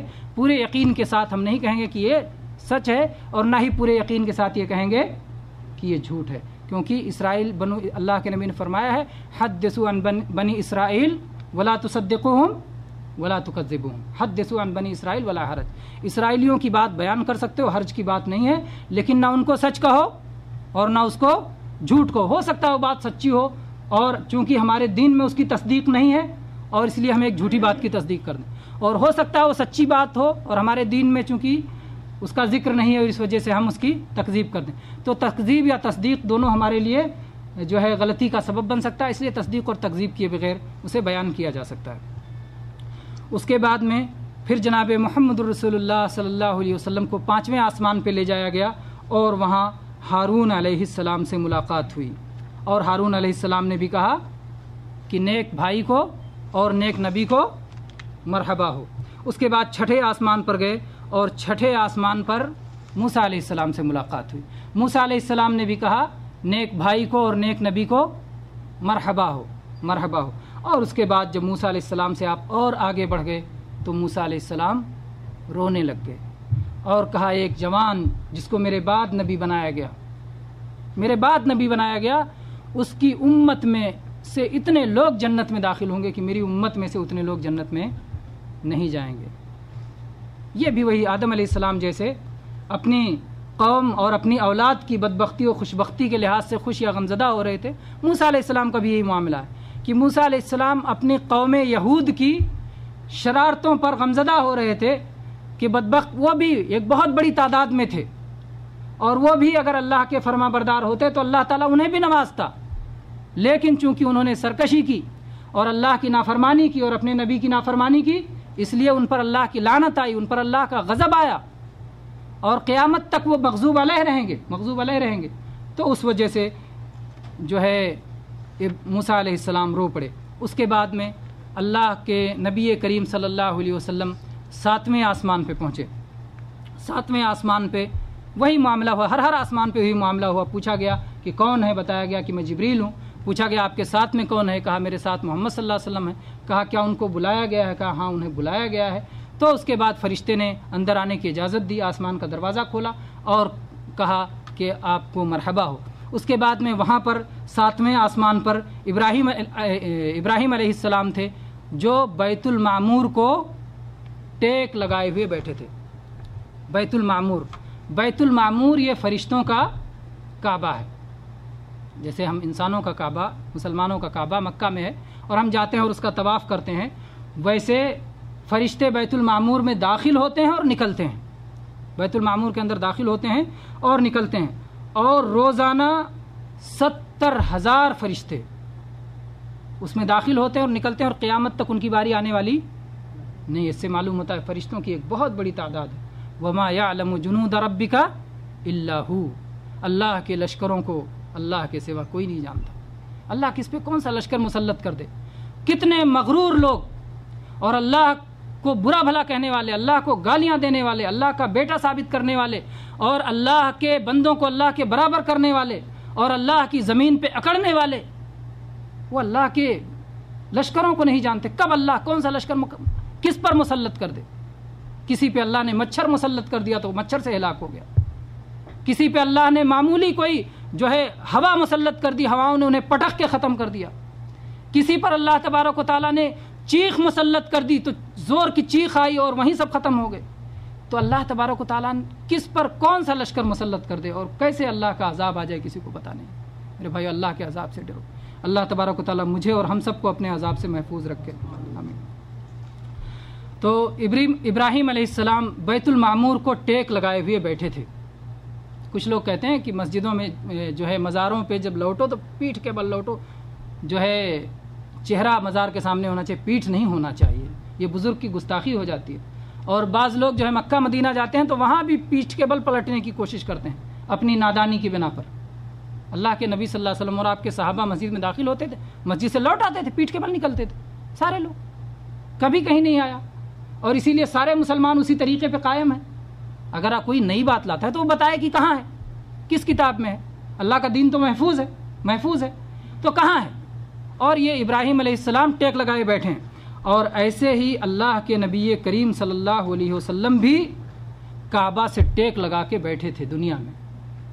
کوئی یہ نہ کہے کہ یہ تو آسمان کی بات ہے, یہ تو معراج کی بات ہے, یہ تو پچھلے نبی کی بات ہے. نہیں, خود نبی کریم صلی اللہ علیہ وسلم کعبہ سے ٹیک لگا کے پیٹھ لگا کے بیٹھے ہوئے تھے. یہ مسند احمد میں عبداللہ ابن عمر رضی اللہ عنہ کی صحیح حدیث ہے. عبداللہ ابن عمر بن عاص رضی اللہ عنہ کی حدیث ہے, مسند احمد میں صحیح ہے کہ اللہ کے نبی کعبہ سے ٹیک لگا کے بیٹھے تھے. تو بہرحال کہنا ہے کہ پیٹھ ہو جانا یہ توہین اور گستاخی نہیں ہے. اپنی طرف سے ہم کو احترام کی چیزیں نہیں بنانا چاہیے کہ اپنے آپ کو مشقت میں ڈالو. اللہ کے نبی صلی اللہ علیہ وسلم تو مشقت کی بیڑیاں کاٹنے کے لیے آئے تھے, اور ہم مشقت کی بیڑیاں اپنے اوپر پھر ڈال لیں تو یہ انتہائی غلط بات ہوگی. بہرحال ابراہیم علیہ السلام بیت المعمور کو ٹیک لگا کے بیٹھے تھے. اللہ کے نبی صلی اللہ علیہ وسلم آگے بڑھے اور آپ نے سلام کیا. ابراہیم علیہ السلام نے کہا نیک بیٹے کو اور نیک نبی کو مرحبا ہو. ابراہیم علیہ السلام نے نیک بیٹا کہا, کیوں؟ کتنے لوگ اس کا جواب جانتے ہیں؟ ماشاء اللہ, بہت سارے لوگ اس کا جواب جانتے ہیں. ہاں شفیع بھائی, کیا جواب ہے؟ کیوں ابراہیم علیہ السلام نے نیک بیٹا کہا اللہ کے نبی کو؟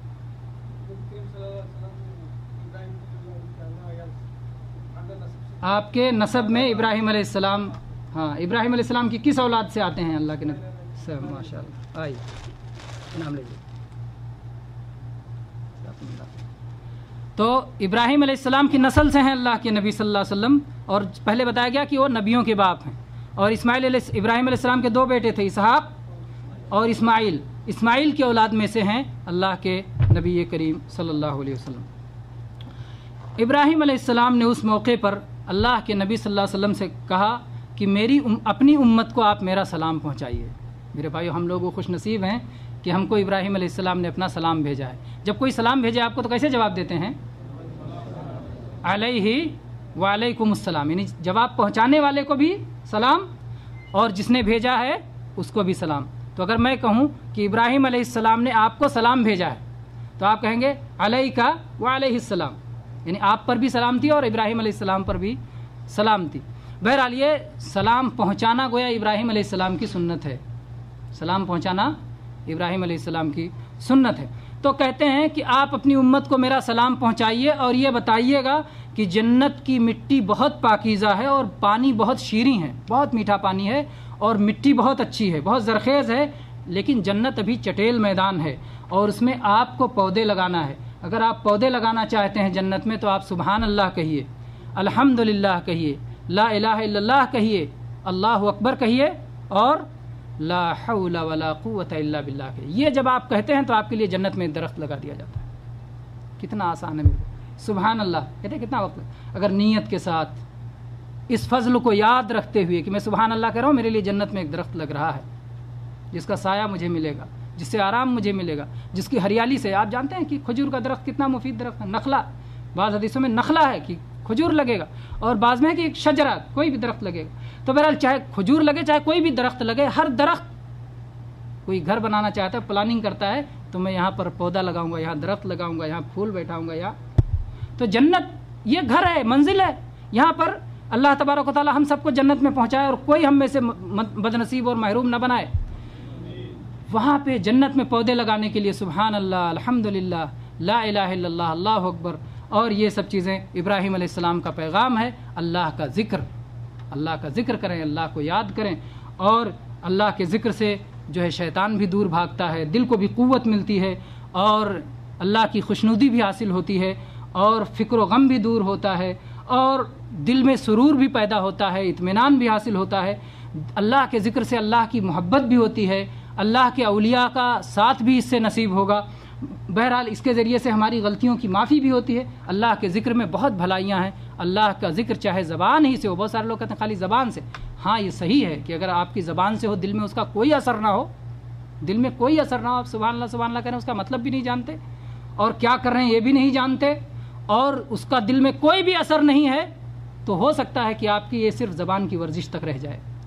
لیکن اگر اس کا آپ معنی سمجھتے ہیں، آپ سمجھتے ہیں کہ آپ اللہ کی پاکی بیان کر رہے ہیں، اللہ کی تعریف کر رہے ہیں، اللہ کی معبود برحق ہونے کا اعلان کر رہے ہیں، اللہ کی بڑائی بیان کر رہے ہیں، اللہ کی طاقت اور قوت کا اعتراف کر رہے ہیں اور اپنی بے کسی اور بے بسی کا اعتراف کر رہے ہیں، اگر یہ ساری چیزوں کا آپ کو احساس ہوتا ہے اور ان فضیلتوں کو آپ یاد رکھتے ہیں، تو انشاءاللہ اس کی جو فضیلتیں ہیں یقیناً آپ کو حاصل ہو کے رہیں گی انشاءاللہ.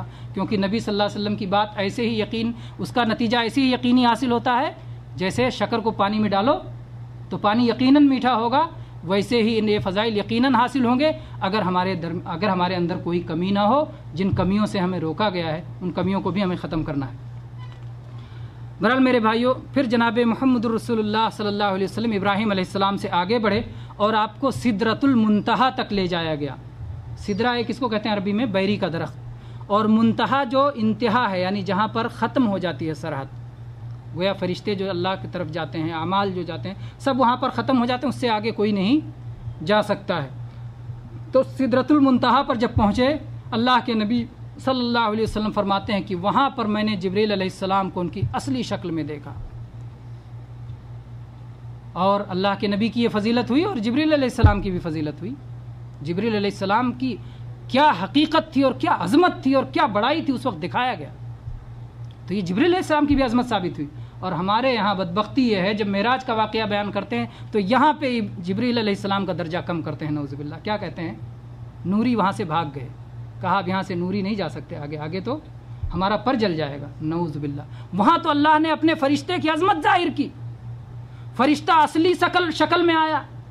اللہ کے نبی کہتے ہیں کہ اس وقت ان کے 600 بازو تھے اور ہر بازو سے در و یاقوت جھڑ رہے تھے، موتیاں جھڑ رہی تھیں. اس سے تو فرشتے کی عظمت ظاہر ہوئی. اور یہ فرشتے کی کم کرتے ہیں. نعوذ باللہ. فرشتے اللہ کے بہت معزز مخلوق ہیں. فرشتے گناہ نہیں کرتے. فرشتے اللہ کے حکموں پہ عمل کرتے ہیں. اللہ جو کہتا ہے وہی کرتے ہیں. نافرمانی کی ان کے اندر صلاحیت نہیں ہے. اللہ نے انہیں عزت دی ہے اور فرشتوں کے ذریعے اللہ اپنے بندوں کی مدد کرتا ہے. اپنے بندوں کی مدد کرتا ہے. فرشتے ساتھ دینے کے لیے اترتے ہیں. بہرحال میرے بھائیوں، تو وہاں پر عجیب سما طاری ہو گیا اور ایسا عجیب سما طاری ہو گیا کہ جسے شاید لفظوں میں نہیں بیان کیا جا سکتا. اسی لیے اللہ تبارک و تعالیٰ نے بھی اسے مبہم انداز میں قرآن پاک میں بیان کیا ہے. ما زاغ البصر وما طغى، کہ وہاں پر سے نگاہ ہٹی نہیں. ایسا منظر ہو گیا کہ بس دیکھتے رہ جاؤ. کیسا عجیب سما طاری ہو گیا. اور وہ درخت ایسا تھا کہ اس کے پتے بہت بڑے بڑے ہاتھی کے کان جیسے اور اس کے پھل جیسے مقام حجر کے مٹکے ہوتے ہیں ویسے. قصر حجر ہے نا یہاں، یہی علاقہ پہلے حجر کہلاتا تھا. احسا پہلے حجر کہلاتا تھا. تو اسی لیے یہاں حجر پیلس ہے اسی مناسبت سے. اور بہت سارے لوگ حجر، اس کو پرانی تاریخ کے اعتبار سے اس کو حجر کہا جاتا ہے. تو یہاں بڑے بڑے مٹکے بنتے تھے جو پورے عرب میں مشہور تھے. تو اللہ کے نبی نے کہا جیسے حجر کے بڑے بڑے مٹکے ہوتے ہیں اس کے پھل اتنے بڑے بڑے تھے. اور وہاں پر جو ہے 4 نہریں تھیں. 2 ظاہری نہریں تھیں اور 2 باطنی نہریں تھیں، یعنی 2 چھپی ہوئی تھیں جو دنیا میں دیکھی نہیں جا سکتی اور 2 دنیا میں ہی جن کو دیکھا جا سکتا ہے. اور آپ نے بتایا وہ نہریں نیل اور فرات ہیں. اور پھر آپ نے کہا کہ پھر مجھے اور آگے لے جایا گیا. اللہ کے نبی صلی اللہ علیہ وسلم کہتے ہیں مجھے اور آگے لے جایا گیا. یہ جو ہے صحیح بخاری و مسلم میں ابو ذر رضی اللہ عنہ کی حدیث میں کہ مجھے اور آگے لے جایا گیا. تو لے جایا گیا تو اس کا مطلب قاصد ساتھ میں، جبریل السلام ساتھ میں. تو گیا سدرۃ المنتہا سے آگے آپ کو لے جایا گیا اور وہ بھی ساتھ میں تھے. یا اگر ساتھ میں نہ ہو، اگر کوئی کہتا ہے تو اس کی دلیل پیش کرے کہ جبریل علیہ السلام وہاں ساتھ چھوڑ کے چلے گئے تو کیا دلیل ہے، کہاں سے دلیل لاتے ہیں؟ اور اس کی کوئی صحیح دلیل نہیں. کہتے ہیں اللہ کے نبی صلی اللہ علیہ وسلم میں اتنا قریب ہو گیا کہ قلم کے لکھنے کی چرچراہٹ سنائی دے رہی تھی. وہاں پر گویا لوح محفوظ میں لکھا جا رہا تھا. اور پھر میرے سامنے بیت معمور کو پیش کیا گیا اور اس کے بعد میں جو ہے میرے سامنے ایک برتن میں شراب، ایک برتن میں دودھ، ایک برتن میں شہد.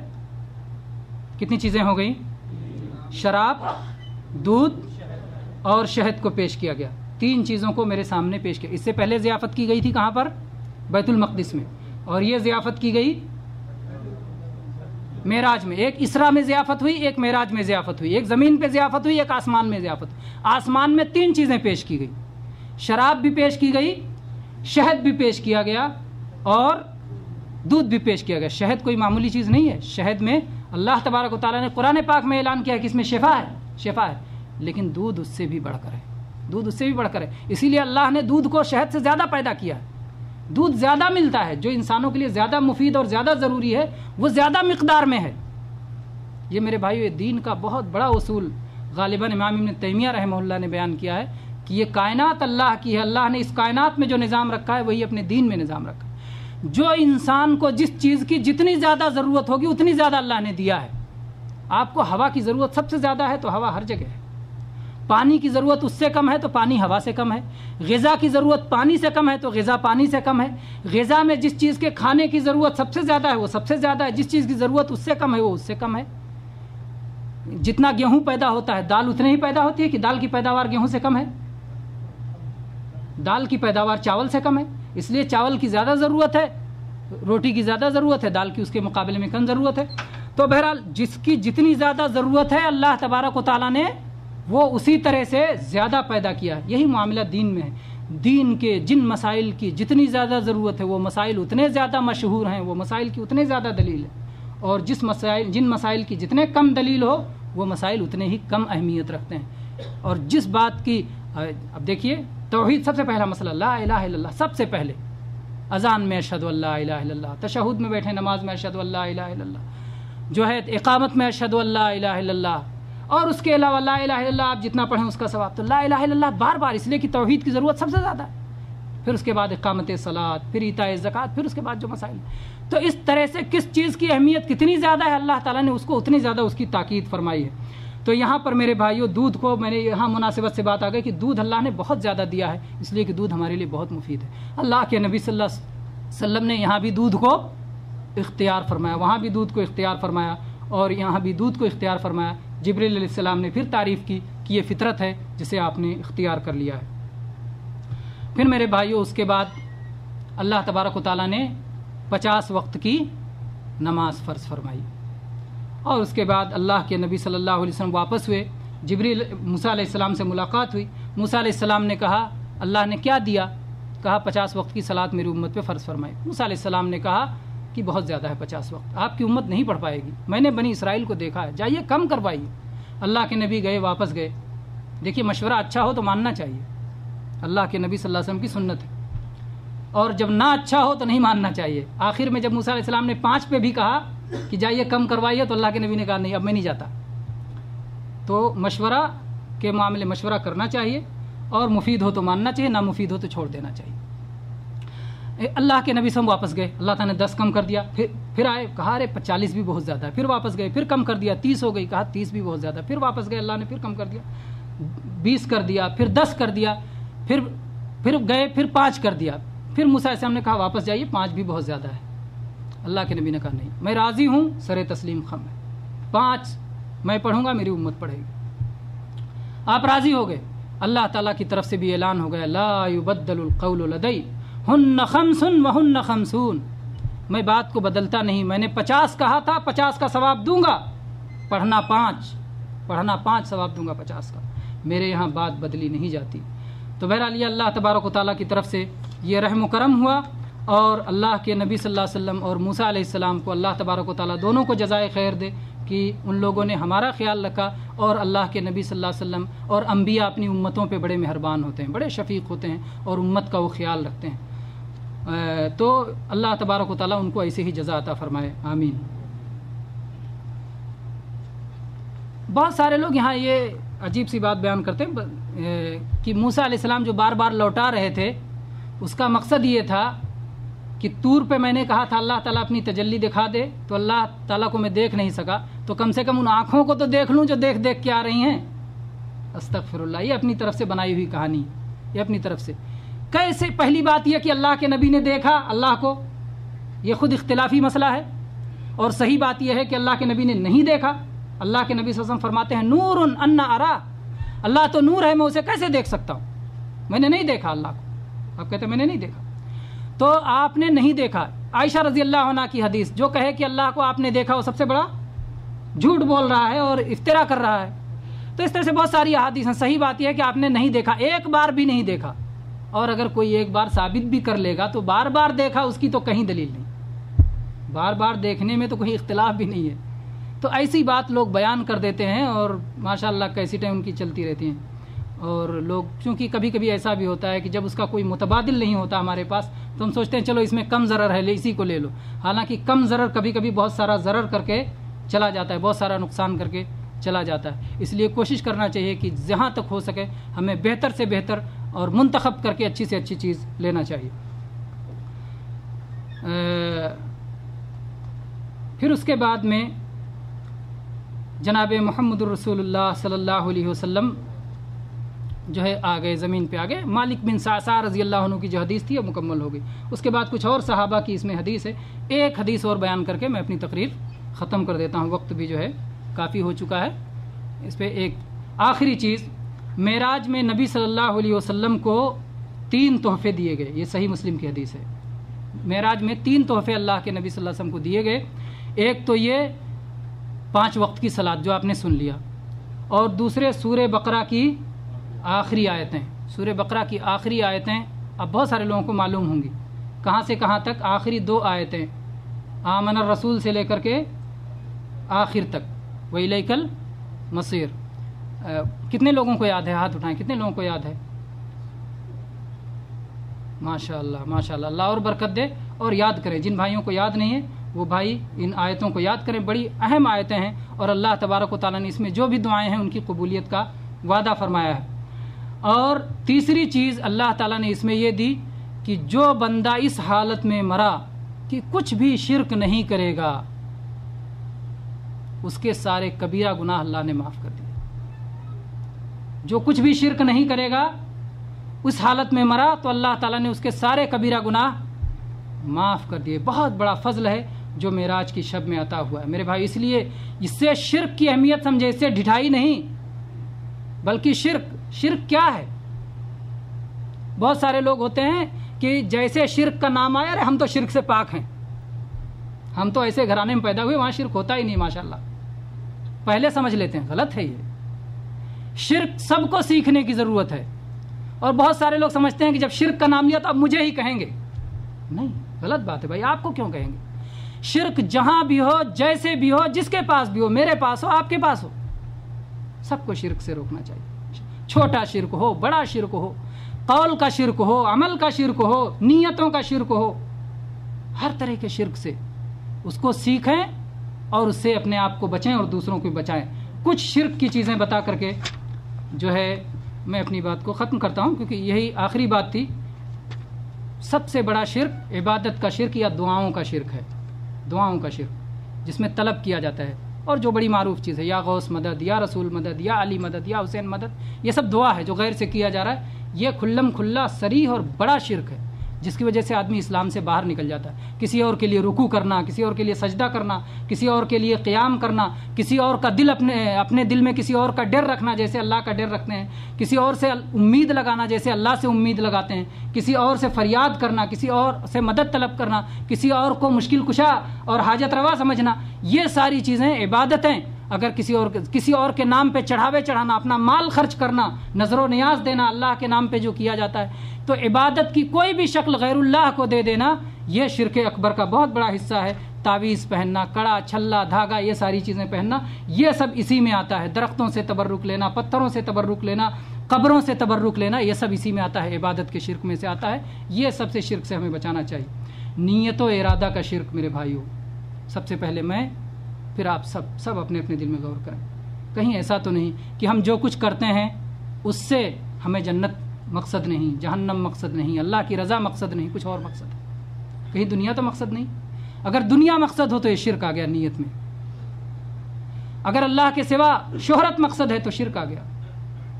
بہت یہ شرک اصغر، خفی شرک خفی، چھپا ہوا شرک۔ اللہ کے نبی نے اپنی امت پہ سب سے زیادہ ڈرتے تھے اس بات سے۔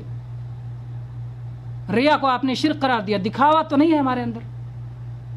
ہم سب غور کریں میرے بھائی، سب کی اصلاح کی ضرورت ہے، سب کی سدھار کی ضرورت ہے۔ اللہ تعالی ہم سب کو جو ہے ہم سب کی اصلاح فرمائے، ہدایت فرمائے۔